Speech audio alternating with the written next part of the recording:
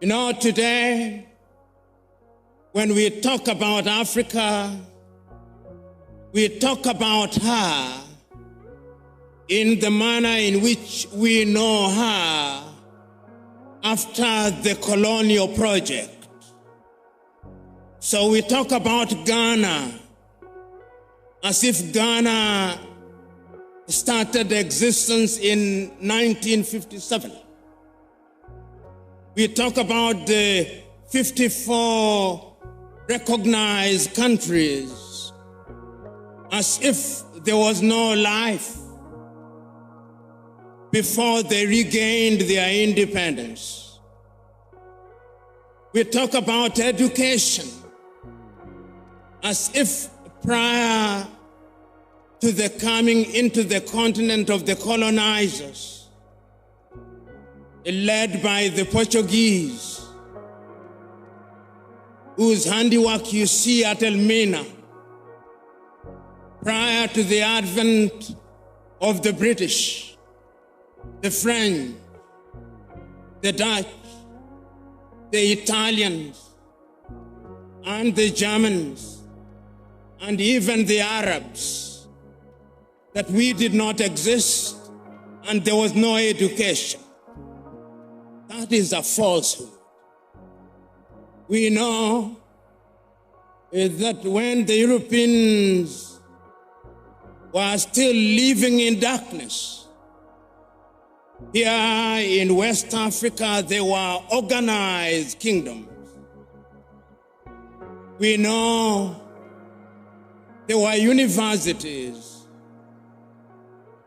We know there was education that did not entail the issuance of certificates as the badge of education.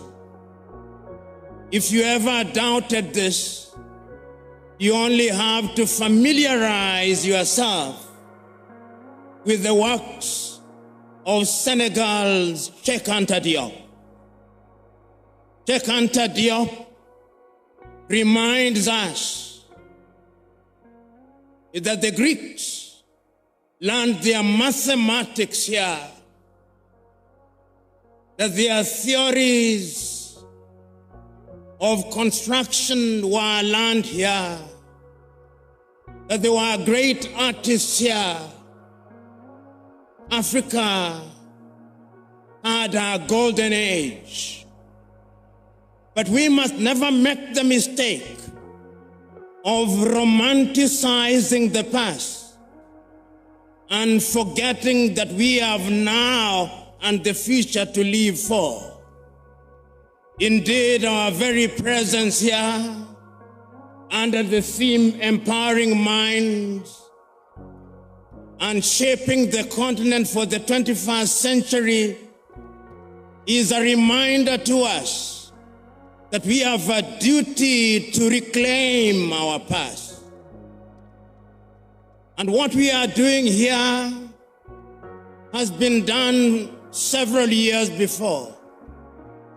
Students of history will tell you that as early as 1906, that great South African Pixley Isaka Seme, then a student at the University of Columbia, gave an iconic speech, The Regeneration of Africa. And he reminded us that we have a duty as Africans to regenerate ourselves. You only regenerate that which had been generated. He was right. Those of you who are Ghanaians will remember that great Ghanaian, James Emmons Kwejiragri, ordinarily referred to as Agri of Africa. And you'll remember him reminding us that although we have courtesy of colonization been fed on chicken feed for too long, we are eagles and we can fly and soar. We are here to remind ourselves that the time is now to reimagine and to rethink Africa. We must also remind ourselves that when we talk about Ghana, we must never make the mistake of confining ourselves to the geographical space that is called Ghana. We must remember those iconic words and immortal words of the Osagyefo Kwame Nkrumah.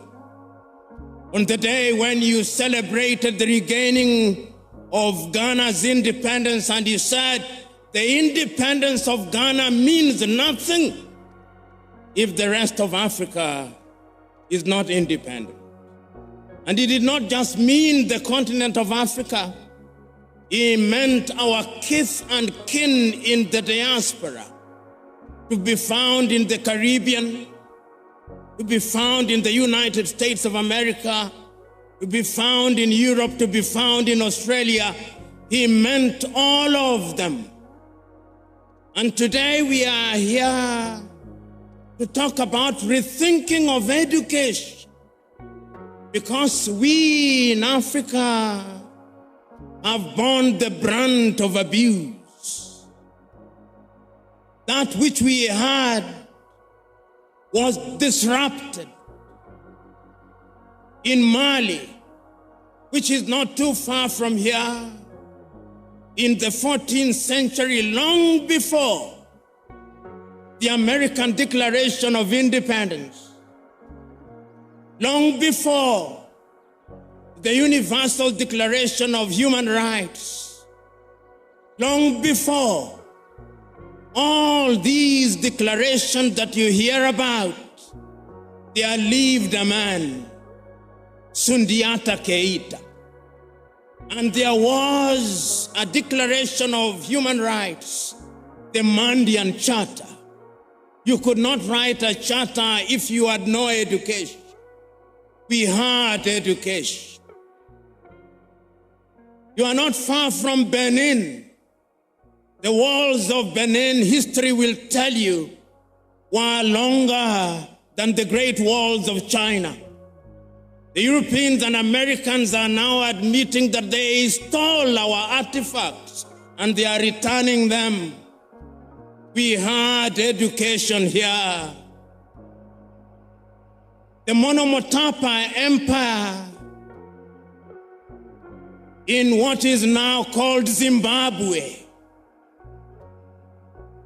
The Akan peoples here, the Ga, the Ewe, the Mandinka, the Bambara, the Mosi, the Baganda, the Ovambo and Ovimbundu in Angola had systems of governance. That is why you say Nananum. There is wisdom in that. So when somebody comes here and tells you that we only started governing ourselves when something called democracy was introduced to us, he is a liar.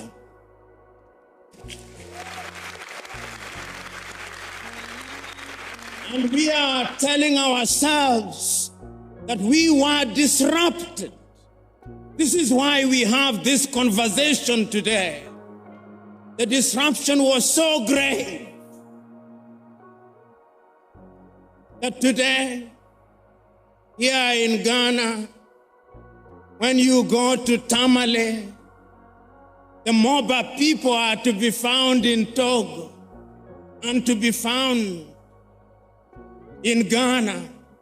And somebody wants to tell us that the Moba in Ghana are Anglophone and the Moba in Togo are Francophone. It cannot be true. Somebody tells us that the Ovambo and the Ovimbundu in Angola are Lusophone because they were colonized by the Portuguese, and that they are kith and kin in the Democratic Republic of Congo are Francophone because they were colonized by the Belgians. It cannot be true. But the disruption was so thorough that when we regained our independence, or even before, we were told that our names were not good. So that when you are Christianized and you are Pipim and you went for baptism and you renounced the devil with all his works, they also said you have to be John, because in their scheme of things it appears that the heavens only recognize John, not Pipim. We were told that all the education we had acquired meant nothing, so that if you are eloquent in Ga or in Chui, you are not intelligent. You are only intelligent in English. You can only be intelligent in French. In Portuguese, we now know that that is nonsense. And you know, when that great Nigerian musician in the 1980s, fella Nicola Pokuti, said, "Teacher, don't teach me nonsense," he meant it. He was reminding us that we must examine our education system. You know, when the British came here and they were establishing schools across Africa, and then when they were establishing Achimota, which is famous for producing great Ghanaians, the intention was to produce young men and women who would support the colonial empire. The intention was the same in Uganda with Budo's King's College. It was the same in Kenya with the Alliance schools. As Chinua Achebe says, the white man was clever. He came and put a knife in the things that held us together, and things fall apart. And they have remained apart. So today, when we come here to talk about education, we come here to remind ourselves that we have urgent business to be undertaken. We have urgent business to be undertaken to remind ourselves that Martin Luther King Jr. is still right. The mind is the standard of the man. Because if the mind cannot imagine, then we cannot realize our potential. So we are here to interrogate our education system. My good friend, Samuel Pipim, doing the work that he came to do, to lay the ground, reminded you appropriately that we have now become famous for producing graduates in agriculture, some of whom, if you allow me a little latitude and hyperbole, cannot distinguish between a goat and a sheep.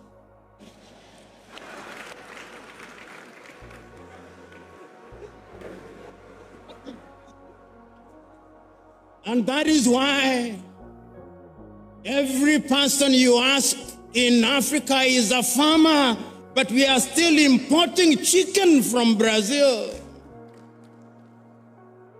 When I sit at the breakfast table in any African country, what am I served with? Nescafe from Nestle in Switzerland. There is not a single coffee bush in Switzerland. When I sit at the breakfast table, cocoa from Nestle, and yet Ghana is the largest producer of cocoa. What happened? We were disrupted. Pipim was right. When we want to build our roads, we have engineers, most of whom today, if you do not address them as engineers so-and-so, they rise up, ready to beat you up. But yet, when we are building our highway from Accra through to Winneba, through to Cape Coast, through to La Côte d'Ivoire, it is the Chinese that I see, which calls into question what type of engineering are we teaching? We are producing doctors, and they are good, some of them. But yet, when those of us who have the ability are sick, unless they do not know, they want to be airlifted to Dubai and to Germany. They have no faith in our medical system.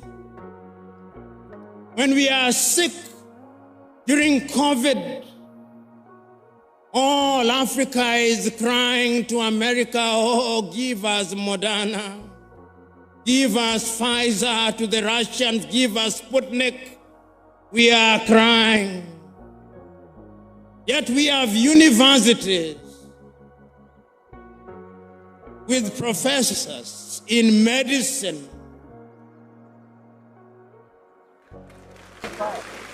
You know, there is a missing link somewhere. Until the day we have the courage to find that missing link, then we are not preparing for the 21st century.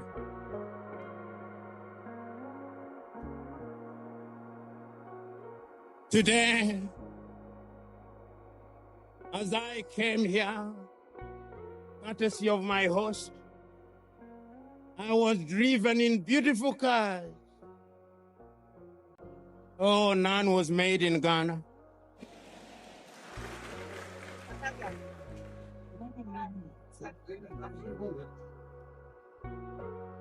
They are either made in Japan or in Germany. Africa does not produce cars. Ali Mazrui is right. We are in the business of consuming that which we do not produce and producing that which we do not consume.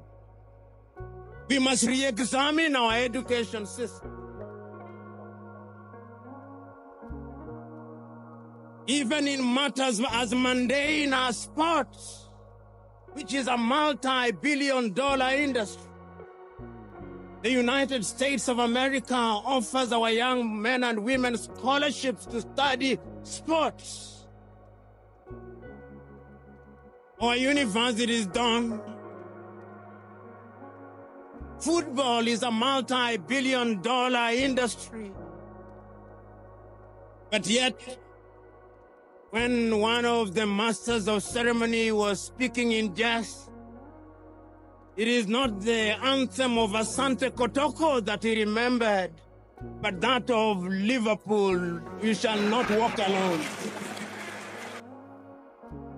So that as we are sitting here, even in the area of sports, which is a whole multi-billion-dollar industry, our young men and women are preoccupied with whether Arsenal beat Real Madrid or Barcelona beat Borussia Dortmund. They do not care whether Hafia Guinea du Conakry beat Asante Kotoko. The Osagiefo was right when he said, we may actually solve the economic problem We may even solve the political problem. But I dare say that the mental problem which was impacted and makes us feel inferior will take a little longer to solve. This was not only said by the Osagie for himself in 1963. In 1933, Carter G. Woodson, that African-American educator, writing in his book, Miseducation of the Negro, said that we have been so miseducated for so long. Our self-esteem has been undermined for so long. We have been made to use the back door for so long that even when we are told to use the front door, we look for the back door, and if we can't find it, we create our own back door.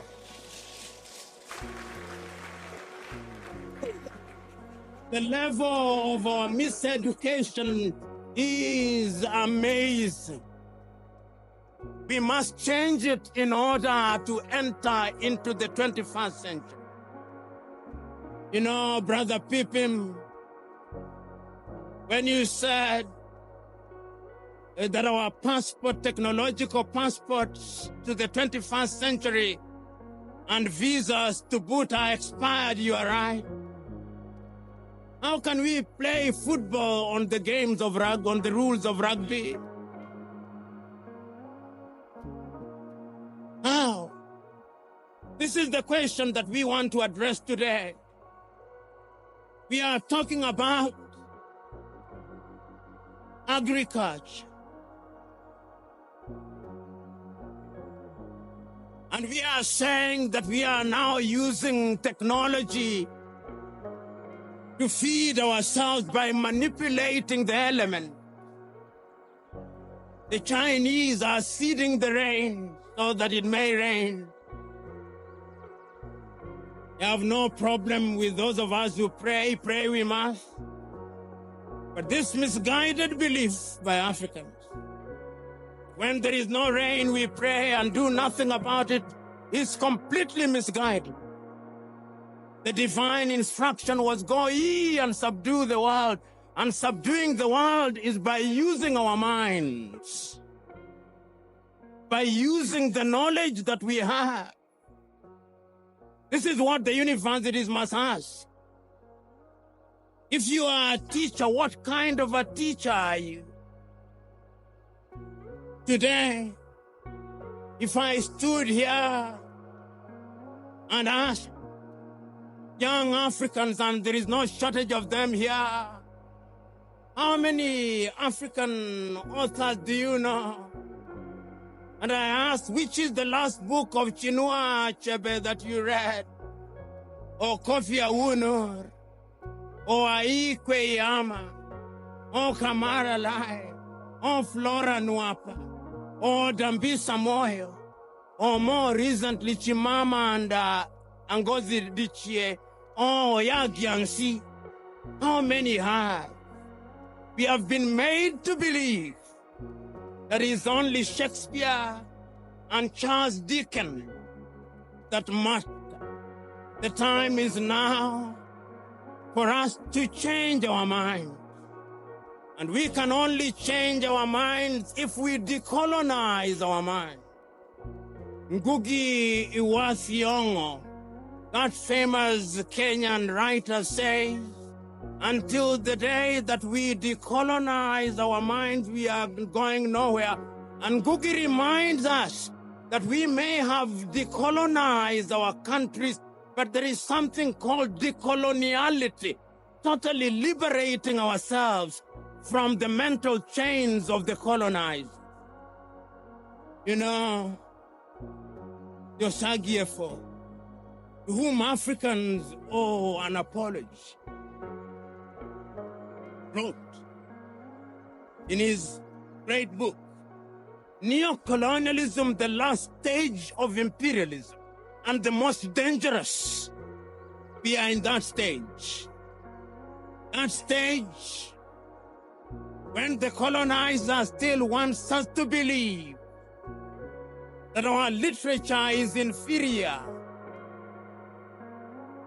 that our science does not exist, that our mathematics does not exist, that we have no medicine to talk about, that we cannot mine beyond Galamsey, that we cannot extract our own oil, that we have no business being in robotics and cryptocurrency, that we must be consigned to the Museum of History alongside the spinning wheel, that we have no business being in the jet age. That is what we are being told. And my fear is that we appear to be believing it. We appear to be believing it because in our institutions of learning, when you look at our curriculum and you look at the curriculum of a number of countries in the Middle Ages, there is no difference. I want to remind all of us that in the 1960s, when we were regaining our independence, and you read what was happening in different African countries, and I remind you to reread some of the thinkers of the time and the emphasis that they put on education. I was rereading for the umpteenth time the 32 speeches that were delivered by African leaders in Addis Ababa, Ethiopia, between the 23rd and 25th days of May 1963. All of them, without exception, said one thing: if we are to give meaning to our independence, then education must be our focus. So said Ethiopia's Haile Selassie. If we want to change the continent of Africa, we must give meaning to education. So said Mwalimu Julius Kambarage Nyerere of Tanzania on that day. If we are going to change my little Senegal, we must give education priority. So said Leopold Sedar Senghor of Senegal. Even the complicit Félix Houphouët-Boigny in La Côte d'Ivoire believed so. But the ultimate was, of course, the one and only, Yosagiev. He was as eloquent as he was passionate. And when he came home, where did he not visit? If he was not at Legon, opening the University of Ghana, he was in Nkrumah, creating what is now the Nkrumah University. And if he was not at Kumasi, he was here creating an institute. He was everywhere. That is why when I heard my good friend talking about free basic education, he knew that ignorance is the enemy of progress. He knew that if there was a ghost that we had to exorcise, it was the ghost of ignorance. He knew that if there was a devil that we had to pray and fast against, it was ignorance. He knew that if there was anything we had to marshal our forces against in order to exorcise the ghost of tribalism in its primordial sense, it was ignorance. He knew. Yet, several years down the line, when you ask your typical academic, when they want to say that the University of Winneba, of education at Winneba is good, they say it is as good as Oxford. Why? Why can't it be just good? They must say that it's as good as Harvard, as MIT. Why must we always have this inadequacy to compare ourselves with others? We must change in order to enter the 21st century with confidence. Your leadership, who is a judge and belongs to our profession, which is one of the most imprisoned professions in Africa.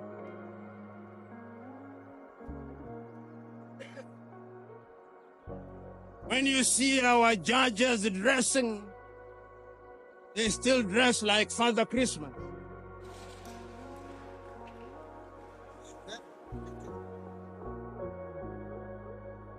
Whoever told us that justice could only be administered when you dress like Father Christmas, I do not know.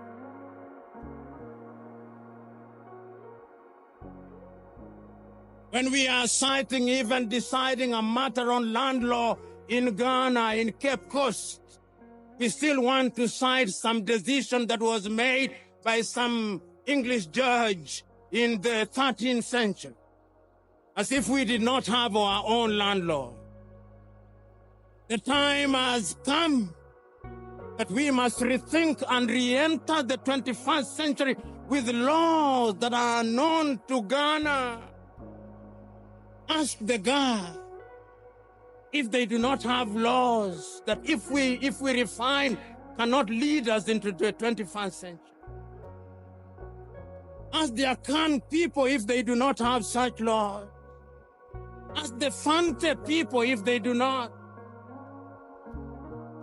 Ask the Ewe if they do not. They do. We live in a world where we are so mentally captured.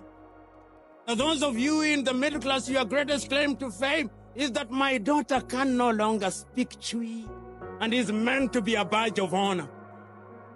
It is a badge of complete colonial conquest. And we cannot enter the 21st century with that mindset. Go to the countries in the Scandinavia, which we can dare compare ourselves with. Go to Denmark, they teach in Danish. Go to Norway, they teach in Norwegian. Go to Sweden, they teach in Swedish. Go to Finland, they teach in Finnish. Go to Korea, they teach in Korean. Go to China, they teach in Chinese. Go to Japan, they teach in Japanese. Then they meet the world. But you and me, here I am waxing eloquent in English, not in Kiswahili. We must reform our curriculum. And we must have the courage to do so as I speak to you now. They are teaching Yoruba and Twi at universities outside of this continent. Why? Because language is a multi-million-dollar, multi-billion city industry. It is only us who do not know. Those of you who are religiously inclined, we are the only visitors in Jerusalem. So, brothers and sisters, we are here to remind ourselves that there is urgent business to be undertaken. We are here to remind ourselves that we had a good past. We are here to remind ourselves that others came and through slavery they disrupted that past. That they did not stop there, that they came again under colonization, and this time they disrupted us so very thoroughly and took away even the most precious of things, our confidence.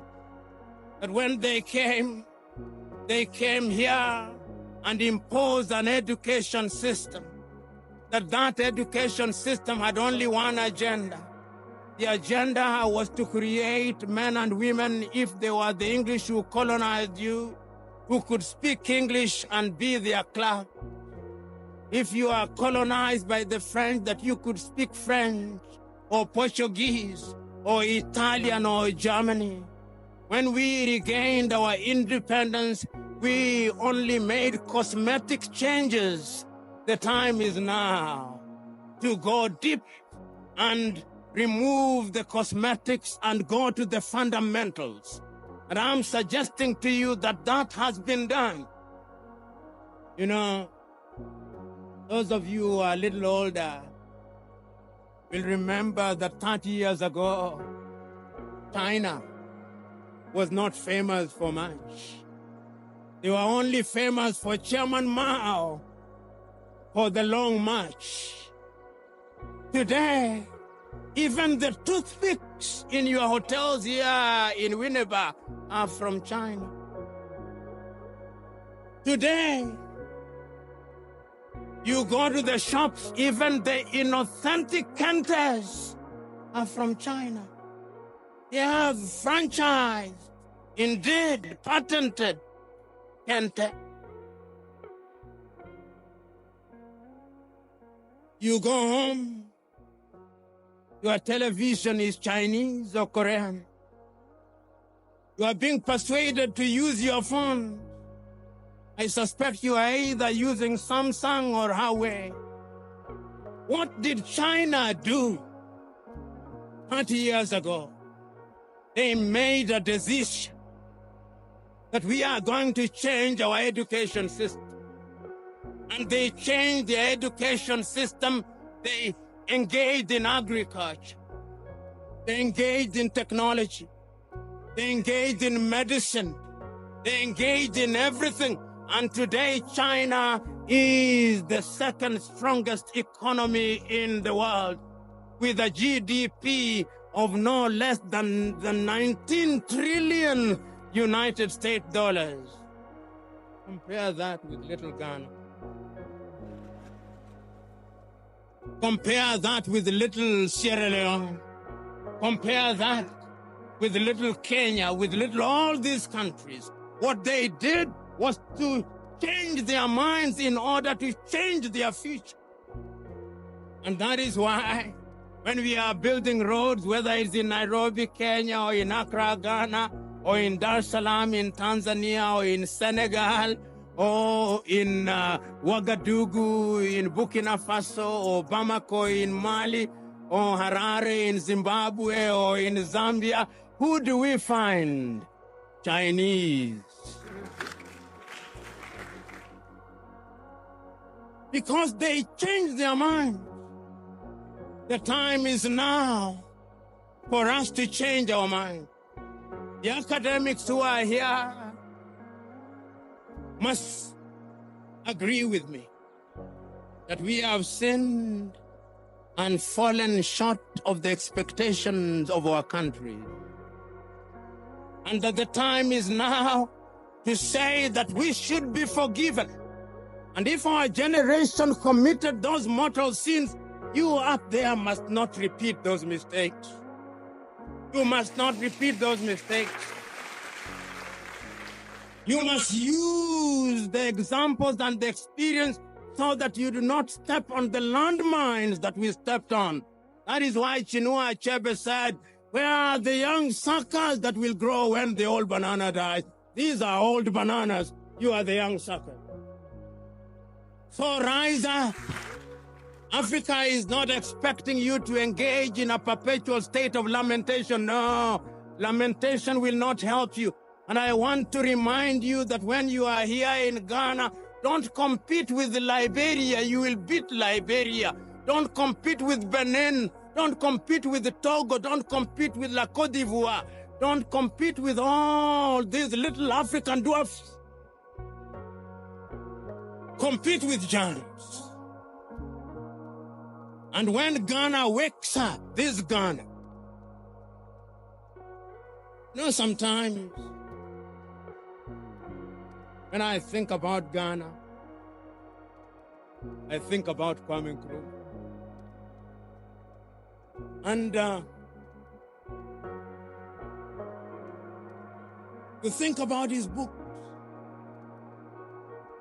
Dark Days in Ghana, Letters from Conakry. And the Osagyefo is so close yet so far. His ideas dead. His books banned until Ignatius Kutu Acheampong comes. It is only in the year 2013 that Nkosazana and Lamini Zuma, the then chair of African Commission, writes a letter of apology to Kwame Nkrumah. I urge you to read it. He tells Kwame, you are right. Everybody was wrong when you said We must unite and change our education system in order to compete. That is Nkosazana Dlamini Zuma. Today, the Osagyefo is here telling us, let us change. He said it in 1963 in Addis Ababa, Ethiopia. He said it in 1964 in Cairo, Egypt. He said it in 1965 in Accra, Ghana.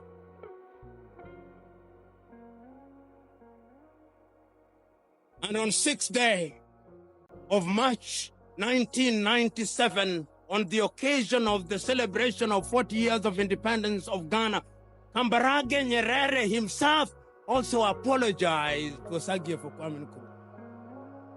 He said, you are right, we were wrong. Today I'm saying that we cannot remain imprisoned in history and lamentation. That is why it is still true for you Ghanaians. Nkrumah is dead, but Nkrumah never dies.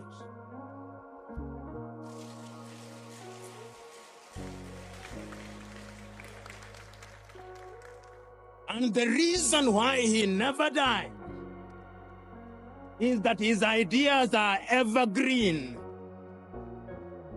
Who among you here is courageous enough to stand up and contradict me when I say what we are saying here was said by Kwame Nkrumah in 1955? Who among you? Who among you here is courageous enough to tell me that Nkrumah did not think about education of a different kind when he was instituting the university at Legon? Who amongst us? That he was right when he established the Kwame Nkrumah University in Kumasi, that he was right when he instituted the institute out of which grew the University of Education at Winneba. Who amongst you can contradict? So if he was right, he did not have the advantage of the technology that you have. No. There was no WhatsApp. There was no Twitter or X. There was no Instagram. There was only Telegraph. But he was able to marshal the entire black community throughout the world and give meaning to education. What can you and me not do if we mean to do it? So you young men who are present here, don't tell me Nkrumah was old. Nkrumah was just slightly older than you. If you look at his cabinet, some of them were in their 20s. It is not formal education that maketh a man or a woman. The great Indian sage Raja Gopalachari says, education is not merely attending institutions and acquiring certificates. He says, you may have gone to school, but has school gone through you? This is the question.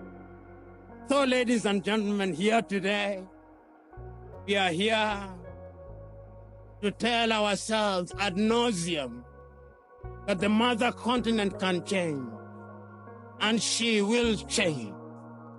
She will change. And when I look at the future and I hold all factors constant, I see an Africa whose young men and women are educated and their education is about innovation and invention. I see such an Africa. I see an Africa whose sons and daughters will be leaders in cryptocurrency. I see that Africa.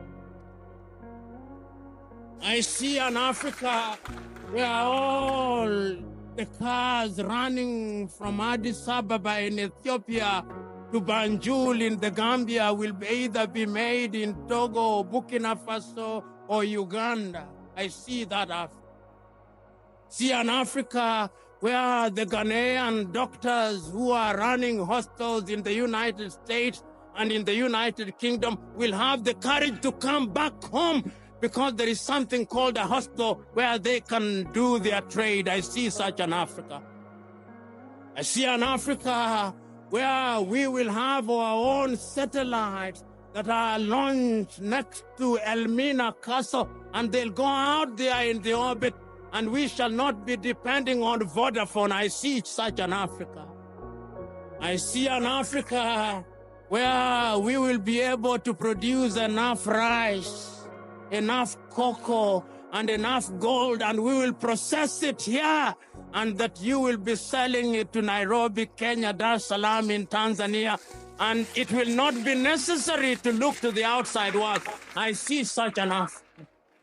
See an Africa where, apart from Kiswahili, one of the languages that will be spoken will be Twi or Ebe or Ga.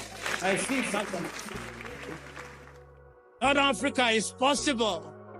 It is possible, Honorable Minister for Education, when at your next meeting you think outside of the box, or preferably without reference to the box. I see an Africa where we will give practical meaning to Africa Agenda 2063, not merely as a point of reference, but as a practical reality. I see an Africa where there is Africa Continental Free Trade Area, and the majority of students here at Winneba will be drawn from Togo, from Benin, from Gabon. I see an Africa where our kith and kin in Martinique, in Guadeloupe, and Barbados, Antigua, and Barbuda will be coming here. I see that happen. That is why, when I have such foresight, wisdom not only requires but dictates that I stop. Because going beyond that would be flogging a dead horse. I see an Africa that gives meaning to those words of the Osagie for Kwame Nkrumah, written in his book, Africa Must Unite. That Africa needs a new citizen. Are you those citizens that the Osagie was talking about? Are you? Do you have value? Do you have passion? Do you have dedication? Do you have love? Do you have imagination? Do you have the spirit of innovation? Do you have the spirit of invention? If that is true, then I have no fear for Africa. So go out there and amaze Africa. God bless you.